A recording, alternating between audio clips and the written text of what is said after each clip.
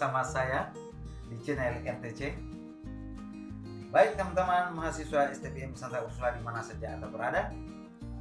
Pada kesempatan ini saya akan berbagi pengetahuan tentang mengapa penting dilakukan analisis konflik dengan alat bantu analisis konflik. Baik teman-teman, menurut Fisher dan kawan-kawannya bahwa alat bantu analisis konflik itu merupakan sebuah proses praktis untuk memahami, mendalami, dan mengkaji fakta konflik dari berbagai macam perspektif. Itu berarti bahwa alat bantu analisis konflik merupakan sebuah alat bantu untuk memahami konflik itu dari berbagai macam sudut pandang. Nah, itu berarti bahwa konflik itu bukanlah sebuah dimensi tunggal, melainkan sebuah dimensi jamak yang perlu dipahami dari berbagai macam sudut pandang.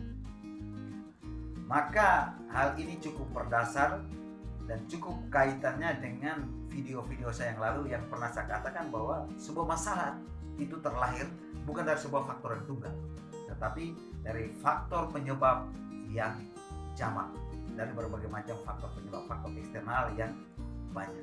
Nah, baik teman-teman, mengapa penting dilakukannya analisis konflik dengan menggunakan alat bantu analisis konflik? Nah, teman-teman, lihat pada monitor di samping ini.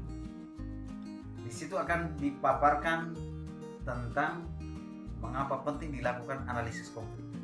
Nah, kita lihat yang pertama adalah analisis konflik itu dilakukan untuk mengetahui sejarah, latar belakang apa saja yang melatari timbulnya kejadian atau konflik tersebut.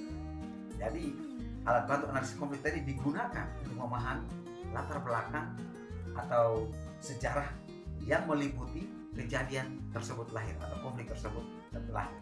Kemudian yang kedua adalah untuk mengidentifikasi kelompok-kelompok mana saja yang ada di dalam konflik tersebut, atau kelompok-kelompok yang tidak menonjol dalam konflik tersebut juga akan dianalisis, akan diidentifikasi.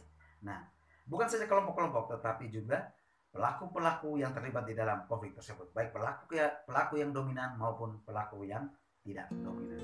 Dan yang ketiga, analisis konflik itu dengan menggunakan alat bantu analisis konflik dilakukan untuk memahami pandangan-pandangan yang beragam dari kelompok-kelompok yang terlibat dalam konflik tersebut, yang terlibat dalam konflik tersebut. Kemudian pandangan-pandangan dari kelompok-kelompok itu disinkronkan, dihubungkan, dikaitkan satu dengan yang lainnya. Dan bukan pandangan-pandangan saja yang akan dipahami melalui alat bantu analisis konflik tadi, tetapi juga pelaku-pelaku yang terlibat di dalam konflik tersebut. Nah, yang berikut adalah untuk mengetahui faktor-faktor apa saja yang cenderung mendasari konflik tersebut. Ini juga akan diketahui dengan melakukan analisis konflik. Dan yang terakhir adalah untuk mempelajari hal apa yang sukses dan apa saja yang gagal dalam konflik tersebut. Jadi alat bantu analisis konflik ini dilakukan untuk menganalisis konflik dengan tujuan untuk mempelajari apa saja yang perlu kita lakukan, kita belajar dari kesuksesannya dari konflik tersebut, atau juga kegagalan yang tidak perlu kita tiru dari konflik tersebut. Nah, baik teman-teman, alat bantu analisis konflik menurut Fisher DKK dapat Anda lihat pada monitor di samping ini. Nah, di situ ada 8 alat bantu analisis konflik untuk menganalisis sebuah masalah atau kejadian.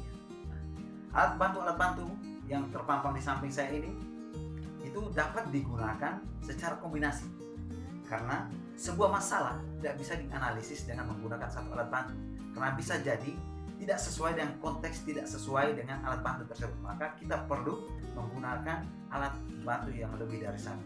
Analoginya sederhana, apabila kita membuat sebuah kandang ayam, maka kita akan butuh alat seperti pemukul, gergaji, parang, pisau, pahat, dan lain-lain. Nah, alat-alat itu yang kita gunakan bersama-sama untuk membuat sebuah kandang ayam. Begitupun ketika kita menganalisis sebuah masalah, kita perlu menggunakan beberapa alat bantu analisis konflik untuk menyederhanakan masalah tersebut. Nah, pada kesempatan ini saya mau mengucapkan terima kasih juga kepada para pengunjung di channel YouTube ini. Dan jangan lupa, alat bantu analisis konflik yang berada di samping saya ini akan saya bahas per bagian-bagian dan satu analisis konflik, alat bantu analisis konflik dengan satu video. Dan jangan lupa ikuti terus. Oleh karena itu subscribe agar Anda tidak tertinggal dengan pembahasan-pembahasan mengenai alat bantu analisis. Oke, sampai